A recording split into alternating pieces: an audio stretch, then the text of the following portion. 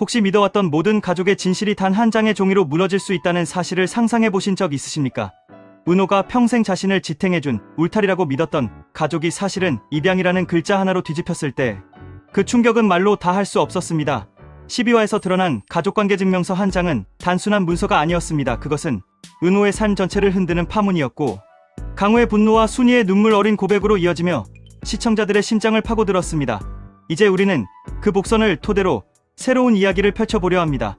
그리고 여러분은 앞으로 펼쳐질 이야기에서 다시 한번 도저히 눈을 뗄 수 없을 것입니다. 강호는 종이를 움켜쥔 채 밤새 잠을 이루지 못했습니다. 눈앞에서 입양자라는 글자가 계속 번져나가 마치 벽에 새겨진 글씨처럼 지워지지 않았습니다. 그는 속으로 되뇌었습니다. 나는 속았다. 내 인생이 농락당한 것 같다. 내가 누나라고 믿었던 은호는 결국 남이었던 것이다. 그 순간 방문이 열리며 순이가 들어왔습니다. 그녀는 떨리는 목소리로 말했습니다. 강호야, 미워해도 된다. 하지만 은호는 내 딸이었다. 나는 그 아이를 지키고 싶었다. 그래서 너에게도 진실을 말하지 못했다. 강호는 고개를 돌리며 차갑게 대답했습니다. 지키려 했다고요. 그런데 왜 나는 배신감만 느껴야 합니까? 왜 나는 당신에게 거짓말을 듣고 살아야 했습니까? 순이의 눈에서는 눈물이 흘러내렸습니다. 그녀는 무릎을 꿇으며 말했습니다. 엄마로서 아이를 지킨다는 게 때로는 거짓으로 이어질 수 있다는 걸 나도 안다. 하지만 은호만큼은 잃고 싶지 않았다. 바로 그 순간 은호가 방 안으로 들어왔습니다. 그녀는 떨리는 목소리로 말했습니다. 이제 그만하세요. 나는 괜찮아요. 하지만 은호의 눈빛은 괜찮지 않았습니다. 속은 무너져 내렸고 그 모든 흔들림은 숨길 수 없었습니다. 강호는 은호를 향해 소리쳤습니다. 괜찮다고 하지마. 나는 괜찮지 않아. 너를 누나라고 믿었던 내 삶은 뭐가 되냐? 나는 바보가 된 거냐? 은호는 울먹이며 대답했습니다. 강호야, 나는 내 곁에 있었던 모든 순간이 진심이었어. 내가 누나라 부른 것, 그것도 진심이었어. 거짓이 아니었어. 강호는 종이를 찢어버리며 말했습니다. 하지만 결국 진실은 달랐잖아. 남이라는 사실이 바뀌지 않잖아. 이 순간 시청자들의 심장은 거칠게 뛰기 시작합니다. 누군가는 은호를 이해하고 싶어지고 누군가는 강호의 분노에 공감하게 되며 갈등의 소용돌이는 점점 깊어집니다. 갈등은 거기서 멈추지 않았습니다. 강호는 이어서 충격적인 말을 던졌습니다. 은호야, 내가 우리 집에서 자라면서 든 돈이 얼마인 줄 알아? 그 돈 갚아라. 내가 진짜 가족이라면 갚을 필요가 없었겠지. 하지만 남이라면 갚아야 한다. 이 발언은 모두를 얼어붙게 만들었습니다. 순이는 놀란 눈으로 강호를 바라보며 말했습니다. 내가 어떻게 그런 말을 할 수 있니? 은호는 눈물을 흘리며 말했습니다. 돈으로 환산되는 게 가족이라면 나는 이 집에서 이미 오래전부터 남이었겠구나. 강호의 표정은 흔들렸습니다. 하지만 그는 끝내 물러서지 않았습니다. 강호의 입에서 나온 돈 이야기는 단순한 분노가 아니라 앞으로 펼쳐질 더 큰 갈등의 불씨였습니다. 다음날 은호는 출근길에 홀로 걸었습니다. 그녀의 발걸음은 무겁고 머릿속은 어지러웠습니다. 그녀는 속으로 말했습니다. 나는 누구인가? 나는 어디서 온 사람인가? 나는 끝내 혼자가 되는 걸까? 그때 골목 모퉁이에서 낯선 남자가 다가왔습니다. 그는 은호에게 작은 쪽지를 건네며 말했습니다. 당신이 모르는 진실이 아직 있다. 은호는 놀라 쪽지를 펼쳐보았습니다. 거기에는 주소 하나가 적혀 있었습니다. 은호는 중얼거렸습니다. 또 다른 진실이 있다는 건가? 나는 이미 충분히 무너졌는데. 이제 더 알게 되면 나는 어떻게 되지? 시청자들의 호기심은 최고조에 달합니다. 과연 그 주소에 무엇이 기다리고 있을지 누구도 예측할 수 없습니다. 순이는 성당에 가서 다시 무릎을 꿇었습니다. 그녀는 흐느끼며 기도했습니다. 신이시여, 이제라도 모든 것을 고백했습니다. 벌을 주십시오. 아이들이 날 미워해도 괜찮습니다. 하지만 제발 아이들만은 무너지지 않게 해주십시오. 이 기도는 단순한 후회가 아니라 향후 순이가 또 다른 진실을 드러낼 준비를 하고 있음을 예고하는 복선입니다. 시청자들은 그녀의 눈물 속에서 다가올 폭풍을 느낄 수밖에 없습니다. 성재와 지혁은 또 다른 갈등의 축을 형성하고 있었습니다. 지혁은 은호의 손목을 붙잡으며 말했습니다. 도망가지마. 내가 어디로 가든 나는 널 지킬 거다. 성재는 이를 갈며 말했습니다. 내가 지킬 수 있는 건 없다. 은호야, 나는 내 웃음을 지켜줄 수 있다. 나는 너를 위해 뭐든 할 수 있다. 이 두 남자의 대립은 은호의 흔들리는 마음을 더욱 복잡하게 만들었고 시청자들로 하여금 그녀가 누구의 손을 잡을지 끝없이 궁금하게 만들었습니다. 그리고 마지막 장면, 은호는 집에서 홀로 쪽지를 꺼내 보았습니다. 그녀의 눈동자가 흔들렸습니다. 화면은 점점 어두워지고 은호의 목소리가 울렸습니다. 나는 결국 그 주소로 가야만 한다. 그래야 내가 누구인지 알 수 있다. 하지만 그곳에서 무엇이 날 기다리고 있을까? 여기서 화면은 정지되며 13화로 이어질 긴장감을 폭발적으로 끌어올립니다. 시청자 여러분, 은호는 과연 그 주소에서 무엇을 보게 될까요? 강호의 돈 요구는 단순한 분노일까요? 아니면 더 깊은 음모의 시작일까요? 순이의 고백은 진심일까요? 아니면 숨겨둔 또 다른 진실의 일부일까요? 여러분의 생각을 댓글로 남겨주십시오. 그리고 이 이야기가 계속되길 원하신다면 좋아요와 구독, 알림 설정까지 꼭 부탁드립니다. 여러분의 작은 참여가 다음 이야기를 이어가는 가장 큰 힘이 됩니다. 혹시 지금 이 순간을 상상해 보실 수 있으십니까? 침묵 하나가 사람의 운명을 갈라놓고 손목 하나가 사람의 방향을 틀어버리며 마지막으로 한 사람의 다짐이 모두의 삶을 예기치 않은 곳으로 끌고 가는 장면을요. 오늘 이야기의 첫마디는 단순한 인사가 아닙니다. 이 30초 안에 진실이 돌아서고 관계가 뒤집히며 내일의 선택이 오늘의 심장을 두드립니다. 은호는 말했습니다. 저는 괜찮습니다. 하지만 그 말은 비밀을 감춘 문이었습니다. 지혁은 말했습니다. 도망가지 마십시오. 그 손끝은 떠밀리던 삶을 멈추는 닻이었습니다. 성재는 말했습니다. 웃게 해드리겠습니다. 그 다짐은 어느새 약속을 넘어 집착과 희생의 문턱에 서 있었습니다. 지금부터 펼쳐질 이야기는 12화의 복선, 네 번째, 다섯 번째, 여섯 번째를 한 줄로 꿰어 장대한 하나의 흐름으로 이어갑니다. 침묵의 무게, 손에 온기, 다짐의 그림자, 이 세 가닥이 서로를 끌어당기고 밀어내고 다시 얽히는 동안 시청자 여러분의 호기심은 한 번 더 높아지고 그 호기심은 놓칠 수 없는 다음 문장으로 여러분을 밀어 넣을 것입니다. 그러니 지금은 단 한 번도 숨을 놓지 마십시오. 끝까지 듣고 나셔야 마지막 반전의 문이 열립니다. 은호는 말했습니다. 저는 다 괜찮습니다. 그 말은 카운터 위에 빈 머그컵처럼 가벼웠지만 사실은 무게를 옮길 자리를 잃은 돌덩이였습니다. 그날도 밤은 깊었고 카페의 불은 절반쯤만 켜져 있었습니다. 말 대신 설거지 소리만 잔잔하게 흘렀습니다. 누구나 침묵은 예의를 지키는 방식이라고 믿습니다만 그날의 침묵은 도망과 버팀의 경계에 서 있었습니다. 그 사이로 지혁이 들어왔습니다. 지혁은 말했습니다.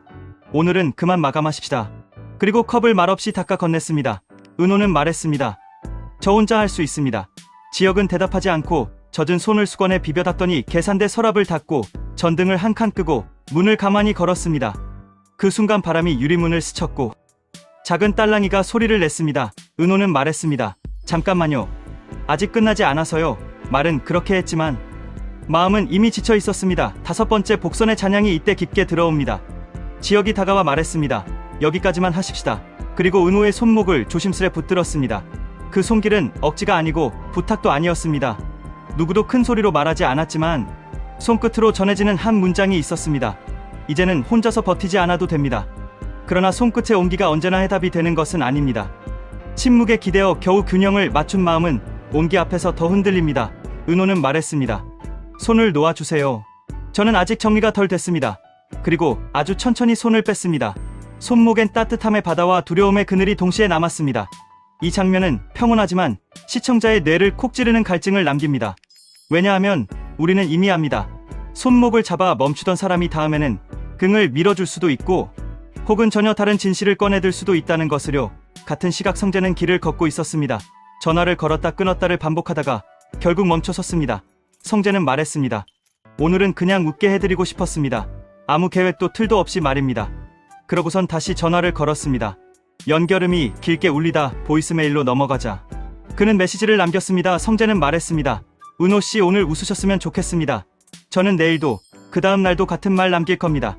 이 다짐은 그 자체로 약속이지만 문제는 약속이 오래될수록 무게가 방향을 잃는다는 데 있습니다. 내 마음을 누군가에게 오래 건네면 어느 순간부터는 상대를 위한 마음이 아니라 내가 버티기 위한 의식처럼 바뀌어 버리기 때문입니다.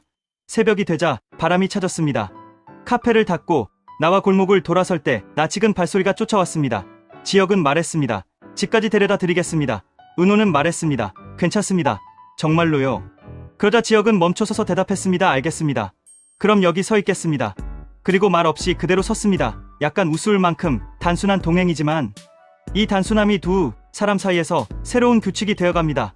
붙잡지 않지만 떠나지 않고 확인하지 않지만 지워지지도 않는 규칙, 자꾸만 고개를 돌려보게 되는 규칙, 말로 묶지 않는 대신 거리로 지키는 규칙.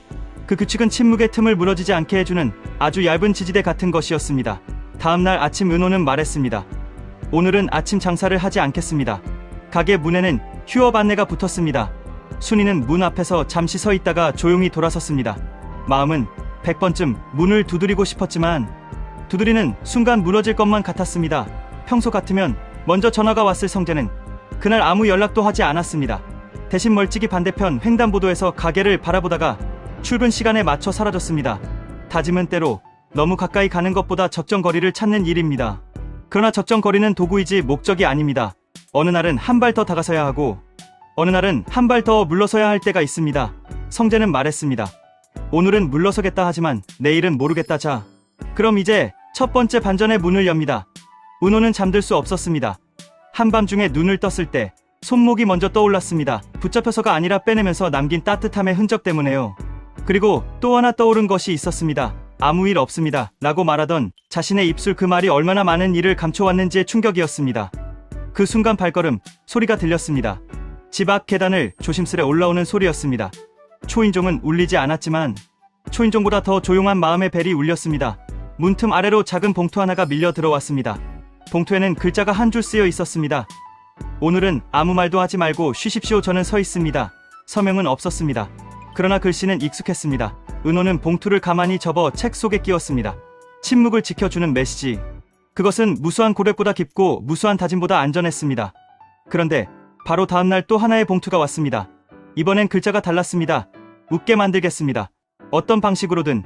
이 서슬퍼런 다짐은 첫 봉투의 고요한 호의와 결이 달랐습니다. 은호는 말했습니다. 두 봉투가 만약 서로의 뜻을 모른 채 달려오면 어느 쪽이 먼저 부딪힐까? 그리고 누가 다칠까? 보름이 채 오지 않은 새벽처럼 애매한 시간대에 두 봉투는 은호의 현관 앞에서 몇 번이나 자리 바꿈을 했습니다. 어느 날은 고요가 위로, 어느 날은 다짐이 위로. 그 교대는 아무도 모르게 이루어졌지만 이상하게도 집 안의 공기는 날마다 달라졌습니다. 오전에는 안심이 되고 오후에는 초조해지고 저녁에는 그 둘이 섞여버렸습니다. 그때 일어난 작은 사건 하나가 흐름을 틀었습니다. 시장에 갔다가 돌아오는 길 은호가 손에 들고 있던 봉투가 갑자기 바닥에 떨어졌고 봉투 속 쪽지가 바람을 탔습니다. 지나는 아이가 그 쪽지를 주워 건넸습니다. 아이는 말했습니다. 이거 누가 썼는지 알아요? 은호는 말했습니다. 아니요. 아이는 대답했습니다. 어른들이 서로 모르겠어요. 그래서 늘 들키죠. 그 말은 장난이었지만 알 수 없는 경고처럼 남았습니다. 그날 저녁 성재의 전화가 왔습니다. 성재는 말했습니다. 내일 시간을 좀 내어주실 수 있습니까? 저는 오늘은 아무것도 하지 않겠습니다. 대신 내일은 뭐라도 하겠습니다. 은호는 말했습니다. 내일은 가게 정비가 있습니다. 성재는 말했습니다. 그렇다면 오전에 목공소에서 선반을 하나 만들겠습니다. 가게로 가져다 드리겠습니다. 웃게 만드는 일은 어쩌면 선반 하나일 수도 있습니다. 그 말을 남기고 그는 전화를 끊었습니다. 다짐은 구체를 먹을 때 설득력이 생깁니다. 반면 지역은 말없이 가게 뒷문을 손보고 배수구 망을 갈아 끼웠습니다. 지역은 말했습니다. 오래되면 막힙니다. 막히기 전에 갈아야 합니다. 이 한마디는 설비의 원칙이었지만 동시에 마음의 원칙이기도 했습니다. 막히기 전에 갈아야 한다. 넘치기 전에 치워야 한다. 다치기 전에 붙들어야 한다. 그날 밤 세 번째 봉투가 도착했습니다. 글씨는 간결했습니다. 당신이 말하지 않아도 저는 압니다. 그러니 오늘은 편히 주무십시오. 짧은 문장이었지만 그 문장은 평온을 넘어 어떤 결심에 닿아 있었습니다. 다음날 오전 성재는 목공소에서 선반을 만들었습니다. 그는 말했습니다. 대충 만들지 않겠습니다. 여러 번 다듬어 끝선이 부드러워지게 하겠습니다. 나사를 보이지 않게 숨기겠습니다. 나사가 보이면 마음에 걸립니다. 마음에 걸리는 것은 오래가지 못합니다. 가게 문이 열리고 선반이 들어왔을 때 은호는 말했습니다. 손때가 묻어도 괜찮을까요? 성재는 미소 없이 대답했습니다. 손때는 남겨야 합니다. 손때가 있어야 버틸 수 있습니다. 다짐은 점점 제작물이 되었고 제작물은 점점 약속의 흔적이 되었습니다. 반대로 지역은 그 선반 아래 스탠드 조명의 각도를 살짝 틀었습니다. 지역은 말했습니다. 빛은 제품을 비추는 동시에 사람을 지칩니다. 조금 위로 올리겠습니다. 그러면 눈이 덜 아픕니다. 침묵으로 실행하는 방식은 눈에 띄지 않지만 지워지지도 않습니다. 지역의 손끝이 지나간 자리마다 과장이 사라지고 기능이 살아났습니다. 그리고 그날 오후 뜻밖의 손님이 찾아왔습니다. 오랫동안 소식을 끊었던 동네 어르신 한 분이었습니다. 어르신은 말했습니다. 여기 커피가 조용해서 좋지요. 그런데 더 좋은 건 말이 없다는 겁니다. 그래서 더 많이 듣게 됩니다. 은호는 차분히 대답했습니다. 맞습니다. 저희는 말없이 듣습니다. 어르신은 카운터 위에 작은 편지를 올려두고 갔습니다. 편지에는 이렇게 쓰여 있었습니다. 젊은 사람들아 말 줄이고 귀 열어라. 그러면 싸우지 않고도 멀리 간다. 어르신의 문장은 마치 서가의 오래된 지침 같았습니다. 그날 밤 반전이 왔습니다. 두 봉투의 주인이 우연처럼 같은 시간 같은 골목 모퉁이에서 마주쳤습니다. 먼저 온 사람은 발을 멈추고 뒤늦게 온 사람은 발을 낮추었습니다. 눈인사를 할 수도 고개를 돌릴 수도 있었지만 둘 다 그렇게 하지 않았습니다. 지역은 말했습니다. 오늘은 제가 더 일찍 왔습니다. 성재는 대답했습니다. 저는 더 오래 있을 겁니다. 두 문장은 싸움이 아니었습니다. 다만 각자의 방식으로 같은 사람의 문을 지키겠다는 예고 같았습니다. 그때 현관문이 열렸고 은호가 나왔습니다. 은호는 말했습니다. 두 분 다 여기 계셨습니까? 그리고 손에 들고 있던 세 번째 봉투를 보여주었습니다. 은호는 말했습니다. 사실은 이 편지는 누가 썼는지 모릅니다. 하지만 이상하게도 이 편지를 보고 나면 잠이 왔습니다. 그래서 오늘은 제 차례입니다. 두 분에게 봉투를 드리고 싶습니다. 첫 번째 봉투에는 말없이 도와주셔서 고맙습니다. 둘째 봉투에는 구체적으로 움직여주셔서 고맙습니다라고 적혀 있었습니다. 그리고 마지막 빈 봉투 하나는 이렇게 말했습니다. 이건 내일을 위한 자리입니다. 내일에 무엇을 넣을지 함께 생각해 주십시오. 이 장면은 조용하지만 큰 반전입니다. 봉투의 주인을 알아내는 대신 봉투의 자리를 나누는 선택. 그 선택은 경쟁을 멈추고 기여를 시작하게 합니다. 그러나 갈등이 무너지기만 하면 드라마는 흥미를 잃습니다. 그래서 작가는 곧바로 다음 훅을 꺼냅니다. 다음날 아침 선반의 하중이 예상보다 빨리 무너지기 직전까지 왔습니다. 판매대 한쪽이 기울어지려던 찰나 지역이 재빨리 버팀목을 끼워 넣었고 성재가 반대편에서 무게를 받아냈습니다. 둘은 동시에 말했습니다. 괜찮습니다. 그리고 동시에 땀을 닦았습니다. 작은 사고는 작은 고백을 만들었습니다. 지역은 말했습니다. 제가 치수를 너무 타이트하게 재었습니다. 다음에는 더 여유 있게 하겠습니다. 성재는 말했습니다. 제가 목재의 옹이를 간과했습니다. 다음에는 속까지 확인하겠습니다. 두 사람의 방식이 각자의 약점을 드러내며 서로의 빈자리를 메우는 순간 시청자의 마음은 한 번 더 기울었습니다. 누구의 편을 들지 않아도 모두의 성장이 보이는 장면. 성장의 장면은 시청 지속 시간을 붙잡는 가장 확실한 장치입니다. 그날 저녁 은호는 마지막 잔을 내리며 말했습니다. 저는 이제 조금 덜 무섭습니다. 다만 여전히 말이 줄어듭니다. 지역은 부드럽게 대답했습니다. 말이 줄어드는 건 나쁜 일이 아닙니다. 줄어든 말 사이에 들어오는 것을 보려는 준비입니다. 성재는 조용히 덧붙였습니다. 줄어든 말 사이에 제가 필요한 것이 있으면 넣겠습니다. 다짐의 어투가 한 톤 낮아집니다. 다짐은 높아질수록 벽을 만들고 낮아질수록 길을 만듭니다. 이쯤에서 두 번째 반전이 돌출합니다. 늦은 밤 한 통의 전화가 왔습니다. 발신자는 알 수 없었습니다. 낯선 목소리가 말했습니다. 두 남자 중 하나는 당신을 떠날 겁니다. 하나는 당신 곁에 남겠지요. 선택은 당신이 아니라 사정이 정합니다. 은호는 말했습니다. 사정이 정한다는 건 무슨 뜻입니까? 그러나 상대는 끊었습니다. 다음날 오전 새벽 배송 상자 속에서 이상한 메모가 나왔습니다. 메모에는 이렇게 쓰여 있었습니다. 하중은 계속 쌓입니다. 버티는 구조를 먼저 바꾸십시오. 기술자의 메모처럼 보였지만 어쩐지 마음의 설계도 같았습니다. 은호는 지역에게 그 문장을 보여주었습니다. 지역은 말했습니다. 말 그대로입니다. 구조를 바꾸면 하중이 분산됩니다. 사람도 같습니다. 배치와 역할을 나누면 무게가 덜합니다. 성재도 메모를 보더니 말했습니다. 그러면 저는 바깥에서 손님을 데려오겠습니다. 안에 무게를 줄이려면 밖에서 흘려보내야 합니다. 그날부터 성재는 매일 새로운 손님을 데려왔고 지역은 안에서 구도를 바꾸었으며 은호는 가운데서 말의 양을 조절했습니다. 놀랍게도 매출은 조금씩 올랐고 가게 공기는 조금 더 가벼워졌습니다. 침묵의 효과를 믿는 이들과 다짐의 결과를 기다리는 이들이 번갈아 찾아왔습니다. 그 무렵 순이가 찾아왔습니다. 순이는 말했습니다. 나도 도울 수 있을까요? 말은 적게 하겠습니다. 대신 필요한 걸 보겠습니다. 은호는 고개를 끄덕였습니다. 순이는 재고표를 정리하고 빈 컵에 술을 세고 납품 날짜를 재확인했습니다. 어머니의 손길이지만 사과 대신 실무로 시작하는 화해. 이 방식은 시니어 시청자분들의 마음에도 익숙한 방식입니다. 미안하다는 말은 물처럼 스며들고 일손 도끼는 빵처럼 배를 채웁니다. 며칠 뒤 아주 작은 사건이 또 일어났습니다. 늘 조용히 앉아 커피를 마시던 손님이 종이컵 밑에 동전을 올려두고 갔습니다. 동전 아래쪽에는 작은 쪽지가 붙어 있었습니다. 오늘은 웃었습니다. 내일도 부탁합니다.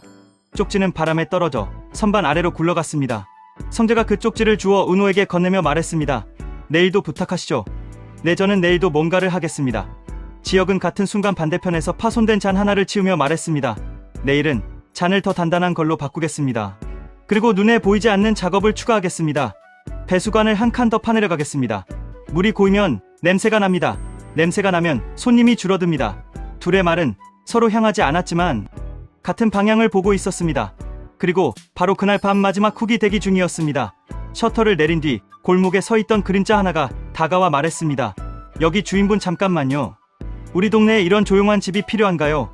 시끄러운 집이 필요한가요? 질문은 엉뚱했지만 뭔가 섞여 있었습니다. 과도한 홍보 제안이었고 동시에 작은 도발이었습니다. 성재가 먼저 대답했습니다. 우리는 조용한 집을 지키겠습니다. 지역은 이어 말했습니다. 조용함은 팔지 않